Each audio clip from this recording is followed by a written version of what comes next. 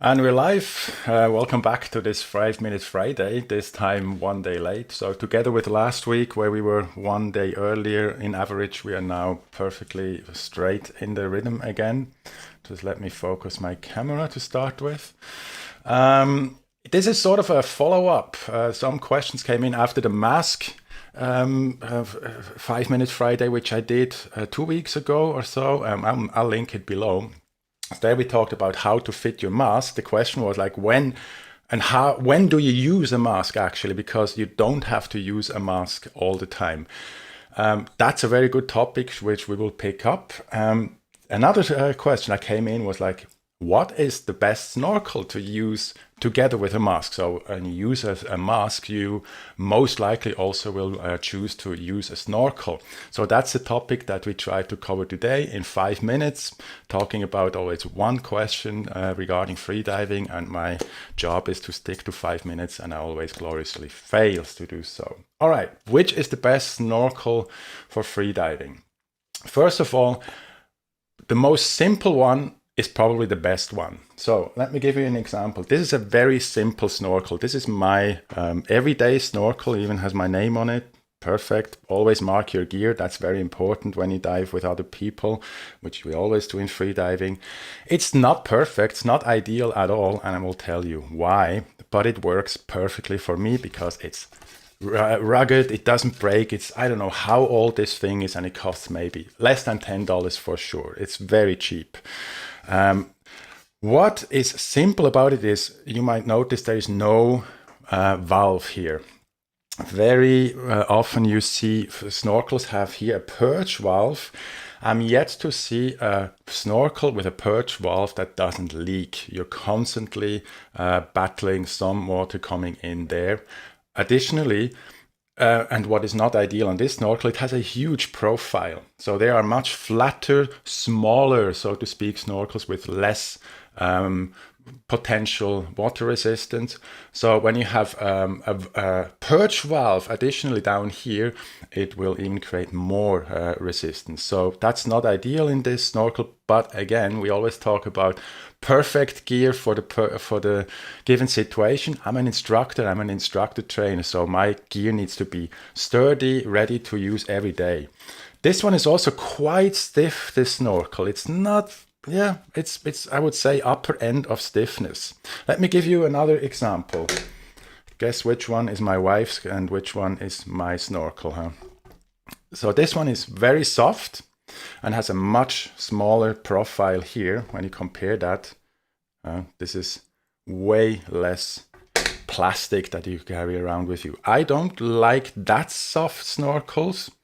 That's then probably a personal preference. However, what is way more important than getting the perfect snorkel is how you use it. And you have basically 3 options. One is what many do that do deep dives, a competition dive with a mask, is they simply hold it in their hands. So while they are relaxing, you don't need to hold it. It's going to stick up by itself. And then once you've finished your full breath, you take it out and hand it to your buddy or throw it on the float or whatever. And you start your dive and the snorkel is gone. And when you surface, you have your airways free for recovery breathing. That's one way, snorkel in the hand. Some then keep the snorkel in their hands while diving. I don't prefer that. I lost a few snorkels this way, especially when you have to intervene and maybe even do a rescue. The last thing you will think about will be your snorkel. So I stopped doing it this way. The second option is what I see often is you simply stick the snorkel under the strap, right? Like this. Also not my favorite, because what happens is the strap is here on the side, so the angle of my snorkel will be this way. It sticks up when I look at the camera. When I'm looking horizontally, the snorkel sticks up. But as soon as I put my face down in the water, the tendency of the snorkel will be towards the water. Okay, so it's a little bit extreme that it's not exactly like that in water, but it will be like this. I put my face down and the snorkel splashes horizontally in the water. So you have less elevation here.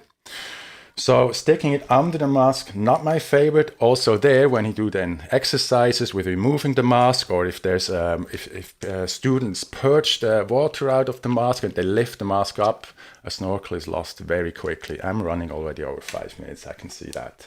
So third solution is how to use a snorkel is you use a rubber aid, as I call them. I don't even know if they have a real name. They come also fitting to your snorkels, so there's no excuse that you need to use a ugly black one. They're like $1 or so. It's really not any problem to get these. So what you do then is you attach it on the back of the strap, not on the side. So you see I'm going through the back leash here in this mask. Okay. Once I then you adjust it, so you know it's going to be about there. That's a matter then of adjusting during your session. Once you have it on your face, like this, then you can adjust it more. The idea is now it's sticking backwards while I'm talking to you. And once I put my face down in the water, it sticks up. That's where we want it to be. Second huge advantage for me is once I'm diving, I'm taking the snorkel out, obviously. I'm diving and it will sit here on my sternum. And this lever here is very long. It doesn't dangle, it doesn't go anywhere, it doesn't rip on my mask strap. So that's a very comfortable position to have the snorkel throughout the dive. Third advantage, this is a very stable combination. You will never lose your snorkel if it fits. If that thing is obviously way too big, then you might still lose it, but that thing is safe. So you will not lose your snorkel anymore. It's out of the way and the snorkel has the right position. This is the important part of which snorkel to use and how to use it. So you can basically pick the color that you like and then use one of these rubber aids and you should be good. That was it for this week's 5 Minutes Friday, 1 day and 2 minutes late.